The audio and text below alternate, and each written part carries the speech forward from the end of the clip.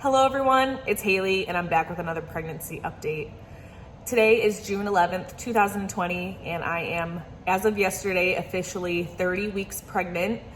I just wanted to kind of discuss what's been going on since I have not updated you guys in quite a while. I think the last time I updated was whenever we found out we were having a little girl, and that was around February, I believe I posted that video, or maybe March was whenever I posted it, but I had taken it in February. Now a lot has been going on since then, and let me tell you, this world, as you all know, has been kind of crazy a little lately. The first thing that hit was this virus, and I was not worried at all about it, and then I got a little bit worried about it, and then again, I'm back to not worrying about it so much because we're kind of figuring out what's going on in that aspect, kind of learning more about the virus, learning more about what it's all about, and learning about treatments for it. So I'm not too concerned about that at the moment, though I was. My hospital, I've already discussed with my doctors when I do have my baby in 10 weeks, give or take a couple weeks. They do tell me that I'm allowed to have my support person, which will be my husband. But it just is kind of a little bit frustrating because my whole pregnancy, prior to me getting pregnant, ever since I knew I wanted to be a mom, I knew that I wanted my sister and my mom to be there with me as well. Unfortunately, that's probably not going to happen, and it's just going to be me and my husband, which is completely fine. But at the same time, this wasn't really my plan, but I'm a planner, but when something like this happens, I'm just gonna go with the flow, that's all you can really do. So a couple things that have been kind of interesting for my first pregnancy experience is my husband was able to be there with me for the first ultrasound. And that's whenever we found out that she had a heartbeat and that we actually got to see her little peanut looking self. And then we were able to go to the doctor together. Actually, I didn't even go to the doctor. When we found out we were having a little girl, we went to a different facility that was just for ultrasounds, and they can tell you what your gender is going to be. They can tell you, or they do like a 3D, 4D ultrasound, stuff like that. So it's really cool. So we went there, and he was able to go with me at that particular appointment as well. And then shortly after that was whenever they decided that only patients were allowed in the hospital because that's where my doctor's office is.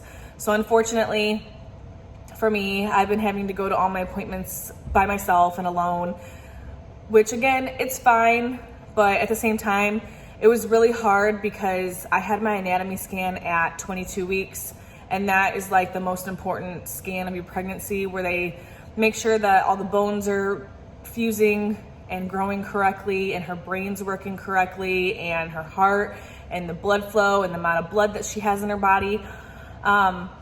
So I was just a little bit worried that something might be wrong, and then I would have to be the one to tell my husband that there was something wrong, and I just did not like the idea of that. So typically at my doctor's office, when you have an ultrasound, they do not allow you to FaceTime, to record, to make phone calls.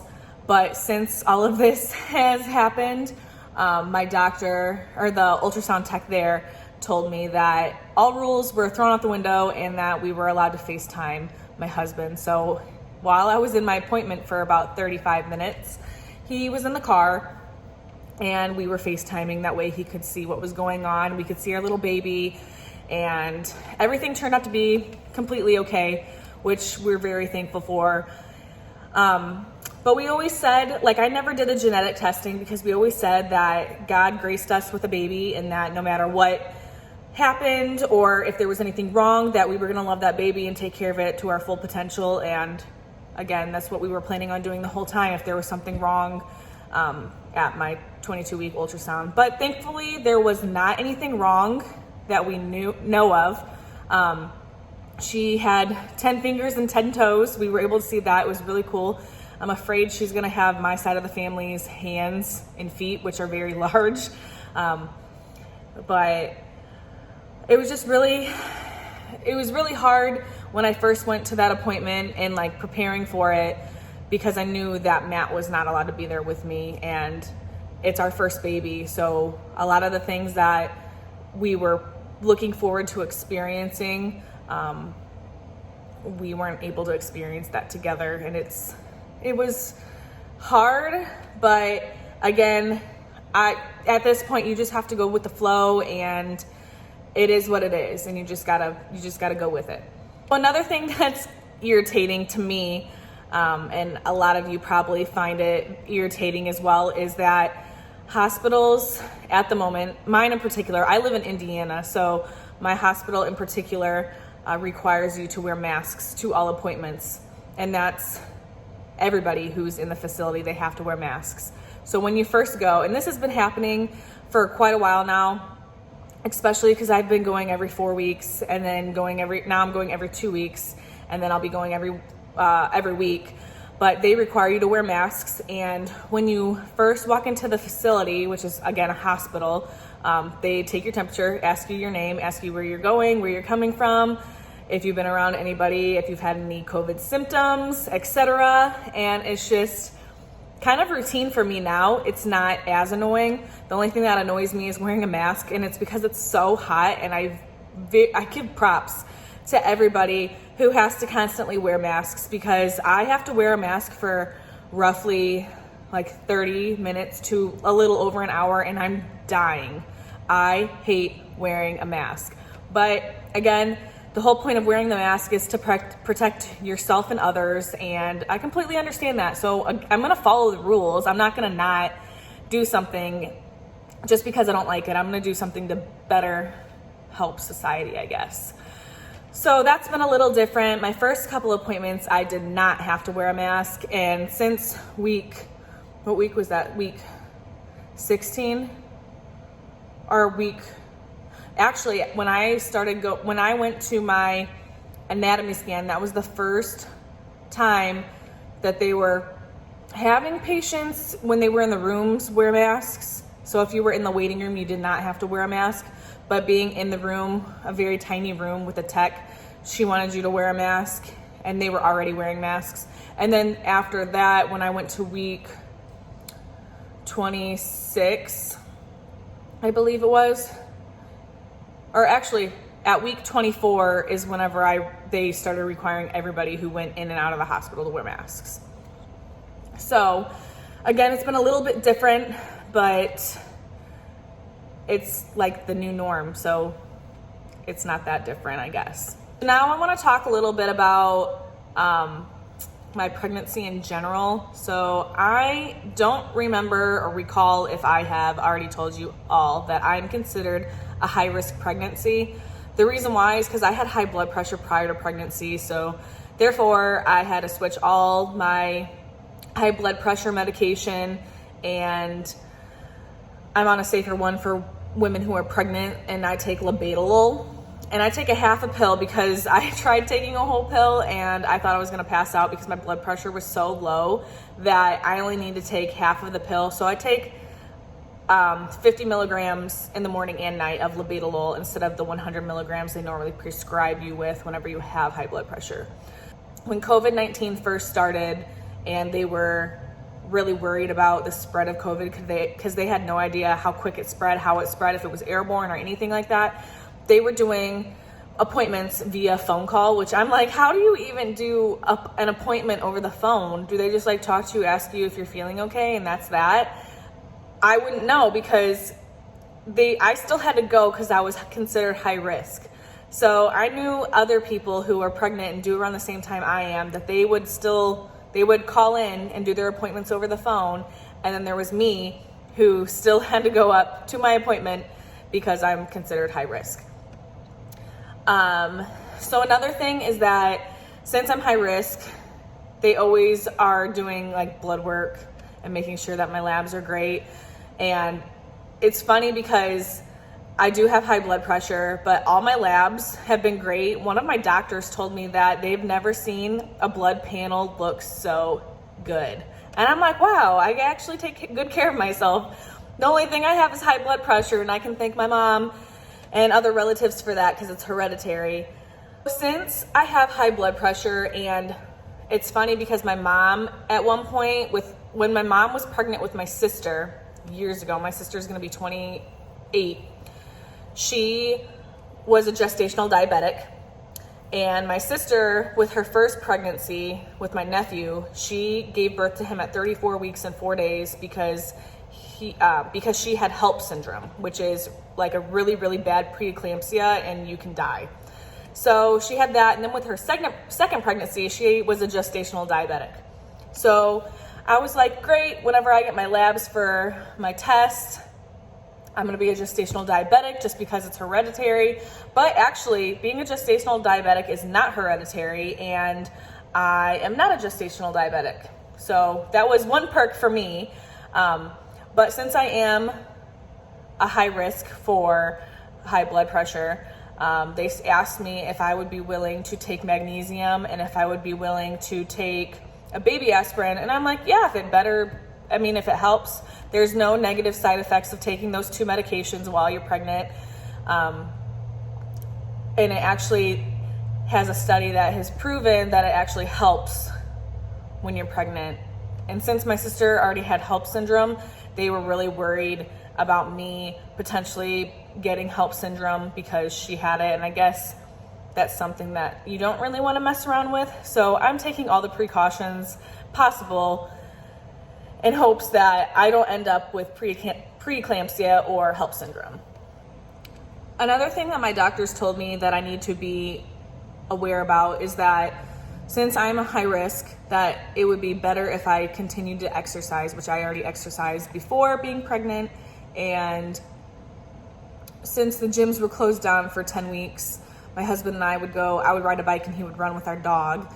So I was still getting some cardio in there, and now I'm getting cardio going up and down my stairs because my bedroom is downstairs in my house and my nursery is upstairs. And we just had our baby shower. And the reason why I had my baby shower so early is because, again, my sister had her son at 34 weeks and 4 days. He was already born because she was supposed to have her baby shower when she was like 35 weeks pregnant. So she already had her baby and had just gotten discharged from the hospital and came directly to her baby shower, obviously without her son because he was in the NICU. But she made me worried, not to mention that I'm due August 19th and my whole July from beginning to end is booked. The first weekend is 4th of July. The second is my niece's birthday. Third week is my husband's family goes to a lake house every year. Fourth week of July is my birthday, and we're doing something there. The 6th week, there's just always constantly something going on. So between everybody's schedule that was super important to be there, which included me, Matt, my mom, my sister, and Matt's mom particularly, it just did not work for the month of July. And August is pushing it way too close for me. I'll update you guys again later tonight after my appointment and see where we're at. Last time I knew my baby was already head down, ready to go. She was a little sideways, but head down, ready to go. And my app on my phone currently says that she's going to be preparing herself to be given birth and go get ready in the birth canal. So we'll see. I will update you guys in a little bit. So I was going to update you right after I had my appointment yesterday. However, when I left work, I was going to go directly to my doctor's appointment, but then I thought to myself, I'll just go home real quick. I'll drop off my lunchbox, talk to my husband real quick, and as I'm pulling in my driveway, my doctor's office calls me and tells me that the doctor that I am supposed to be seeing is running an hour late. And instead of coming in at 4, can I come in at 5? So I'm very thankful that they called me before I was already on my way, because I would have been a little bit frustrated that I had to sit there for so long. And with everything with the virus, they're kind of wanting to not have their waiting room so full of people, which I completely understand. So I was definitely very thankful that when they called me, they told me that the whole situation that was going on. And I still ended up, when I got there, I still ended up waiting about like 30 minutes to be seen. So I would have been waiting an hour and a half and I probably would not have been in the best mood. But again, I'm very thankful that they were able to call me prior to me leaving, because again, my hospital where I go to my appointments is 40 minutes away.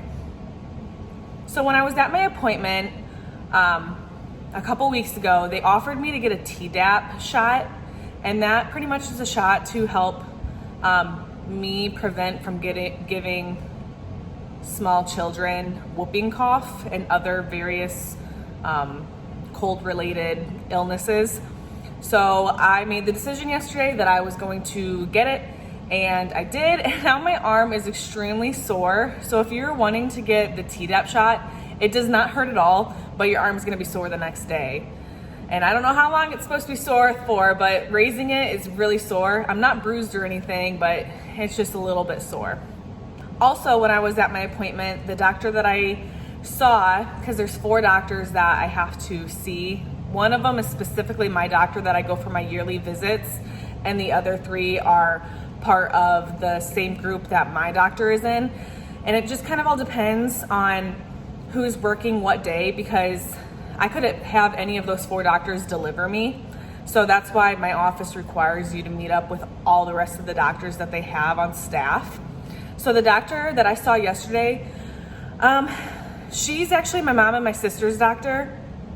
I see a different one, but she is kind of the type that like she'll just tell you how it is and she doesn't really care, but she's also very helpful. She's not the one to give you information to make you feel good. She legit tells you like this is what's gonna happen, and she just doesn't sugarcoat things, which I really enjoy. And yesterday I was really happy because she was very happy with my weight gain so far in my pregnancy. Again, I have high blood pressure, though it's been phenomenal my whole pregnancy. Yesterday, my blood pressure was 122/74, and that's very, very good. And I'm in my 3rd trimester, so I'm extremely happy about that. But she was telling me with my medical history that she was expecting me to gain a whole lot more weight than I have. But my husband and I are kind of the people that we eat a lot of chicken and we eat a lot of veggies. So during the week, if we don't have sweet potato fries, like we cut sweet potatoes and we bake them in the oven, and we do like olive oil, paprika, a little bit of salt and pepper. That's literally all we do, and we eat chicken, or we eat broccoli, or we eat asparagus, or sometimes we eat pork chops and steak. That's how we normally eat. So I'm always getting in those good carbs, those good fats, those good proteins, and those good nutrients that I was just that's what I've been eating. Of course, I do have cravings, air quote cravings, because I'm not really craving anything. But if I want a Coke from McDonald's, I'm gonna get a Coke from McDonald's. If I want brownies, I'm gonna make brownies and I'm gonna eat them. If I want cookies, I'm gonna make cookies and I'm gonna eat the whole pan. Not all in one sitting, of course. But she was just very, very happy with my weight gain. She was happy with how I'm swelling. Of course, I have some swelling, and especially because it's very hot outside, so my feet tend to swell, especially if I'm outside for long periods of time, or if I'm on my feet for long periods of time. I can definitely tell the swelling is a little bit more drastic than it would be if I was sitting with my feet up, which I do that a lot. Another thing that she was very happy about was obviously my blood pressure, and she was happy with how I'm measuring. I'm measuring literally right in the 50th percentile, which means I'm completely average, which makes me happy that I don't have an extremely small baby or extremely large baby as of right now. She did want me to start doing NSTs at my next appointment. So my next appointment, I have to go back in 2 weeks. And let me tell you, that was a little bit of a cluster trying to schedule meeting with my doctor, scheduling an NST, because your first one has to be an hour long, just because they don't know how active your baby is gonna be. What an NST is it's a non-stress test, and they put bands on your belly and they just measure the amount, and they track the amount of movements that your baby has in a certain amount of time. So sometimes it could take 15 minutes, other times it can take an hour, depending on how active your baby is that day. So since I am considered high risk, they're wanting me to do NSTs starting at 32 weeks So I'll be starting that at like 32 and a half weeks because like I said, it was a cluster trying to get an appointment to get 3 things done in one day. And not only do I have to start doing NSTs is my next appointment, I also have to get an ultrasound to measure my baby and make sure that my fluid, like the amniotic fluid, is measuring correctly, my baby's measuring correctly. So getting all 3 of those in one day that worked for me and my doctor was just kind of like a cluster. It took us a little while to figure it out, but we got it figured out. So next time I go to the doctor, I'm getting an ultrasound, an NST, and I will be meeting with my doctor, and then we'll discuss my NST and my ultrasound. And it's just a lot to do, but that means we're getting closer to meeting our little girl, and I couldn't be more thrilled. So the doctor that I saw yesterday kept asking me if I had questions. She's like, come on, ask questions. And I'm like, honestly, the only question I have is, can I still mow the lawn? And she's like, yeah. And I'm like, on a sit mower? She's like, yeah. All of my scans that I've had so far, they had to do a transvaginal to check my cervix and to make sure that it was closed and whatever. And it was, again, my pregnancy has been pretty healthy so far, minus my medical issues with high blood pressure. But she told me that there's nothing wrong with wanting to mow my lawn as long as I'm not hurting and as long as I'm staying very hydrated, which I drink. I have a 32 ounce, I think this is a 32 ounce. I have a 32 ounce Yeti that I drink. I fill that up at least 10 times a day, and I drink so much water. So I told her that being hydrated was not an issue. I'm constantly drinking water. And she said that's one of the most important things, is just stay hydrated. And I will say that when my sister was pregnant with my niece last year, when she didn't drink enough water, she would have Braxton Hicks contractions. And I always stay very hydrated, and like I feel like I'm always thirsty, or like my mouth gets dry, so I'm more like I want to drink more water. And I have not had any Braxton Hicks contractions yet either, knock on wood, because I don't want to get those. But yeah, I haven't experienced those. And the doctor kept saying, well, what other questions do you have? What other questions do you have? And I was like, honestly, the only question I came in wanting to know today was one about the Tdap shot, and I already asked the medical assistant about it, and mowing the lawn, just to make sure that I wasn't gonna dilate my cervix if I was on a bumpy mower. Even though my mower, my yard isn't that bumpy if I mow it a specific way, and I enjoy mowing the lawn. It's something that my husband doesn't have to do, and I can just sit there and get tan while I do it. Of course, if you don't know this already and you are just pregnant, your skin changes so much. So if you were pregnant in the summer, make sure you wear sunblock. I made the mistake, and I was out in the sun for maybe 30 minutes and I got fried. I'm not the type of person to sit out in the sun for 30 minutes and get fried. I got so fried. So from then on, I wear sunblock. And I wear a minimum of SPF 30. I limit my amount of time in the sun as well, because again, I am swelling like in my ankles and feet, and it's very uncomfortable. So I have to go inside and put my feet up. So if you are just newly pregnant, make sure that you're aware that your skin does change, and the sun, you will get tan really quick, but you will also burn really, really, really, really, really, really quick. So make sure you're using sunblock. Honestly, I think that's kind of all that I have to update you on my pregnancy update so far. Again, I'm considered a high-risk pregnancy, so I figured that I'd share some insight on what's going on with my pregnancy. I know every pregnancy is completely different, but at least some of you could possibly relate to what I'm going through. I'll see you next video. Stay safe. See you guys.